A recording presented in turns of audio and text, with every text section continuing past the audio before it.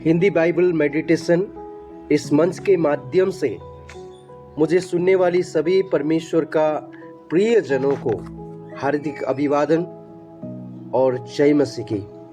आज हम दूसरी कुरिन्थियों का पत्री अध्याय 1 से 5 तक का जो पिछले दिनों में हमने अध्ययन किए थे उसमें से कुछ भागों को लेकर हम प्रश्नोत्तर करने वाले हैं।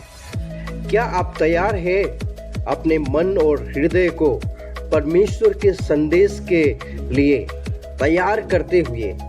आइए हम सब मिलकर इस प्रश्नोत्तर में ध्यान और विश्वास के साथ सीखते हैं कि कैसे परमेश्वर का वचन का प्रकाश हम सबका जीवन में हमारा हृदय को प्रकाशित करते हैं और परमेश्वर की वचन पर विश्वास करने के लिए हमारा जीवन को प्रोत्साहन करते हैं।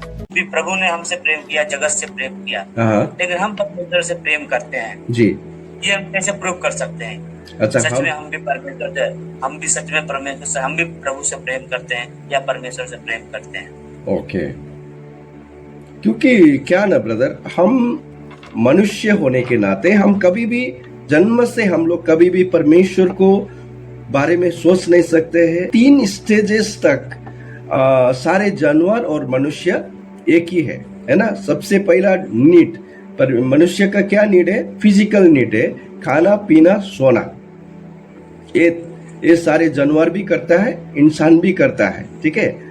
और दूसरा स्टेज है सिक्योरिटी बोलेगा तो सुरक्षा के लिए। एक घर के बारे में एक मनुष्य को सोचता है, एक जानवर भी सोचता है ना। बारिश आया तो जानवर भी अपना घर की ओर जाते हैं। एक दूसरा है सिक्योरिटी। और तीसरा है लव एंड बिलोंगिंग, उसको बोलते हैं प्यार और संबंध के बारे में। सारे पशु प्राणी सब कुछ सोचते हैं, है ना। ये 3 स्टेज तक सारे प्राणी ये सारी बात सोचता है, हमेशा यही आशा करता है हम एक दूसरा को प्यार करना चाहिए। इवन आप कुत्ता का बच्चा को भी, बिल्ली का बच्चा को भी आप अगर छीन लेगा तो वो किस प्रकार से आपसे हावी होकर आपको सताते हैं। लेकिन परमेश्वर को अगर प्यार करना है, हम साधारण मनुष्य कभी भी परमेश्वर को प्यार नहीं कर सकते हैं, क्योंकि परमेश्वर को प्यार करने के लिए मनुष्य को बनाया था। एक दूसरा को प्यार करने के लिए मनुष्य को परमेश्वर ने इस शक्ति से, इस सामर्थ्य से बनाया था। कभी हम परमेश्वर को चुन नहीं सकते। हम सारा दुनिया में आप देखिए परमेश्वर को मनुष्य किस तरह से खोजी कर रहे हैं, क्योंकि वो ऐसा परमेश्वर को खोजते हैं कि उसका सारे दुख को हरण करने वाले, कष्ट को निकालने वाले, है ना। हम कभी भी परमेश्वर को अधीन होने वाले परमेश्वर को नहीं ढूंढते। परमेश्वर हमारा ऑर्डर को सुनने वाले, मेरे हिसाब से परमेश्वर काम करे इस प्रकार से परमेश्वर को। लेकिन जिस प्रकार परमेश्वर का आत्मा, है ना, जिस दिन हम प्रभु यीशु मसीह को ग्रहण करने के कारण परमेश्वर के आत्मा हमारे जीवन में आते हैं, तो उस प्रकार का कार्य करने के लिए परमेश्वर हमारे जीवन में एक अवसर को देते। गलातियों का किताब 5 का 22-23 वचन में हम पढ़ते हैं कि परमेश्वर का आत्मा का फल वहां पर हम देख सकते हैं। उस फल जब हमारे जीवन में आएगा तो हम एक दूसरा से प्यार करने लगेंगे। हमारा फलों को देखकर लोग जान सकते हैं कि हम परमेश्वर को प्यार करते हैं और परमेश्वर का प्रेम से हम एक दूसरा को प्यार करते हैं। Brother okay ji, thank you. तो मेरा प्रियो, ये था पहला प्रश्न का उत्तर। आपको कैसा लगा अपना कमेंट में लिखने के लिए ना भूलिएगा। और आइए हम दूसरा प्रश्नों की ओर हम जाएंगे। 1 का 12 और 13 का पूरा और 1 का 12 13। क्योंकि हम अपने विवेक की इस गवाही पर घमंड करते हैं कि जगत में और विशेष करके तुम्हारे बीच हमारा चरित्र परमेश्वर के योग्य ऐसी पवित्रता और सच्चाई सहित था, शारीरिक ज्ञान से नहीं परंतु परमेश्वर के अनुग्रह के साथ था। हम तुम्हें और कुछ नहीं लिखते, केवल वो जो तुम पढ़ते या मानते भी हो, और मुझे आशा है कि अंत तक भी मानते रहोगे। शुरुआत का दिन में बहुत अच्छा से जीवन बिताने वाला बाद में जाकर क्या हो गया, वो परमेश्वर से दूर चला गया।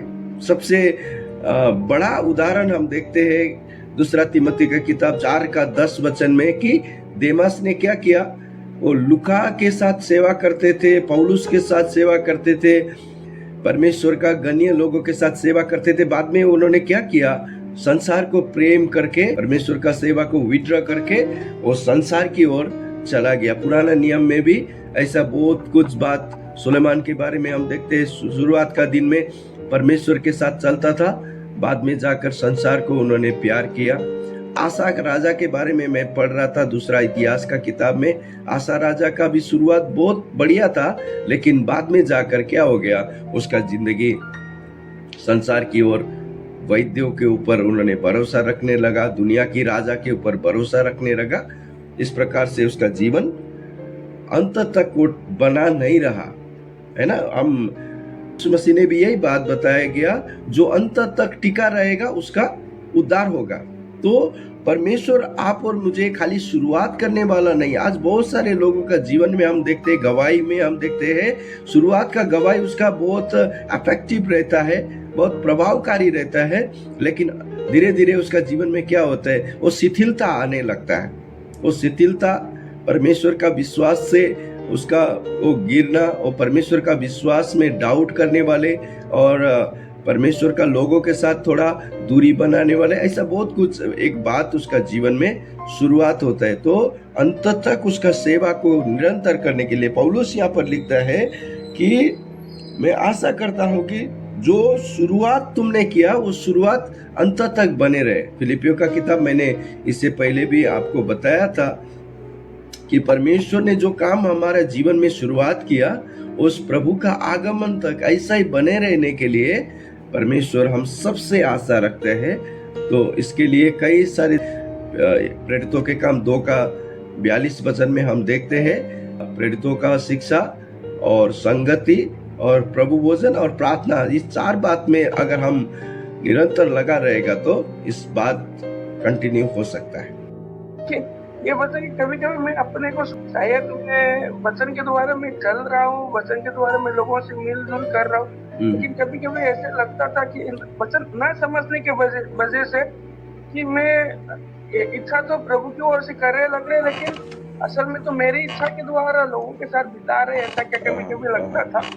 इसके लिए तो कभी कभी सामने वाला को ऐसा लगेगा कि ये जागती कर रहे हैं, जबरदस्ती कर रहे हैं, क्योंकि हम देखते हैं ना, इसी 2 कुरिन्ती 6 में हम देखेगा तो विश्वासी अविश्वासी का कभी भी एक मेलजोल नहीं होता है, ऐसा इस प्रकार से बताया गया।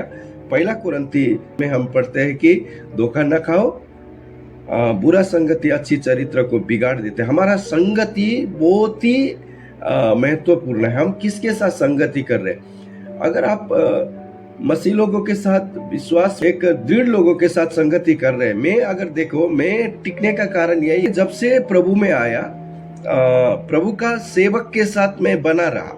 जिस जगह में प्रभु का सेवक को मैं दूर हो गया, उसी जगह में मैंने गिरने का बहुत बड़ा चांस है। शैतान क्या करते हैं कि विशेष करके प्रभु का सेवक लोगों से हमारा मन में मनमुटाव करके हम एक दूसरा से दूर होके, हमको लगता है कि मैं तो बाइबल पढ़ रहा हूँ, मैं तो प्रार्थना कर रहा हूँ, मैं चर्च में जा रहा हूँ, मेरा जीवन में क्या कमियां है, लेकिन हम अंदर के अंदर किस प्रकार से हम खोखला हो जाएगा।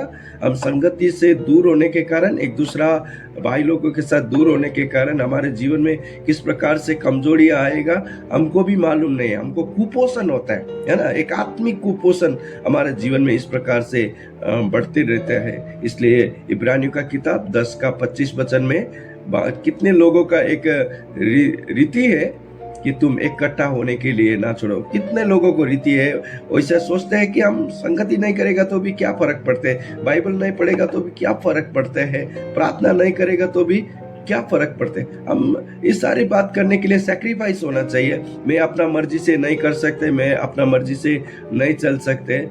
1 कुरिन्ती 9:27 में प्रेरित पौलुस, मैं अपना देह को मारता हूँ, कूटता हूँ और बस में लाता हूँ। मैं अपना मर्जी ना करूँ, मैं परमेश्वर का मर्जी को खोजना चाहिए। शुरू शुरू में आपको बहुत तकलीफ हो जाएगा, लेकिन धीरे धीरे जाकर आपका जीवन में इस आदत हो जाएगा। पहला तिमोथी का किताब 4:7 में हमने पढ़ता है कि हम शारीरिक अभ्यास नहीं बल्कि हम आत्मिक जीवन के लिए हम क्या करना चाहिए, एक व्यायाम करना चाहिए, उसके लिए अभ्यास करना चाहिए, इस प्रकार से वहां पर बताया गया। तो इस आत्मिक जीवन में टिके रहने के लिए आत्मिक एक्टिविटीज है ना, आत्मिक प्रतिक्रियाएं हमारे जीवन में निरंतर होना आवश्यक है। आप प्रभु यीशु मसीह को ग्रहण किया, बपतिस्मा लिया, आप बाकी सारे एक्टिविटीज तो कर रहे, लेकिन आपका अंदर में अगर आप संगति में नहीं है, प्रार्थना में बराबर नहीं है, आप बराबर बाइबल नहीं पढ़ रहे, तो आपका जीवन क्या होता है, दिन प्रतिदिन कमजोर बनते जाते हैं। निरंतर करने के लिए नहीं होगा। समझा जी जी जी।